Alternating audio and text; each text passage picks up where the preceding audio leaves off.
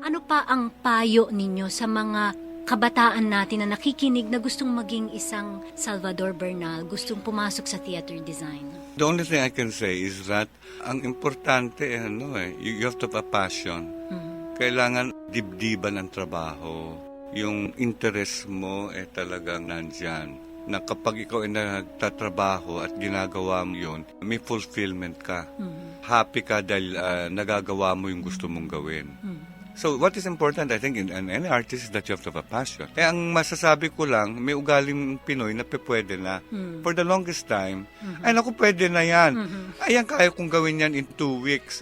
Madidirect ko yan at mabubuo yan ng play in 2 weeks. O parang miracle. That is not how things are. Kung ikaw may standards ka at gusto mo mataas ang kalibre ng trabaho mo, kailangan mo talagang alagaan at mahalin yung trabaho mo at nang maganda ang kalabasan ng trabaho. But that's basically what I want to comment with young people, that they have to have a passion.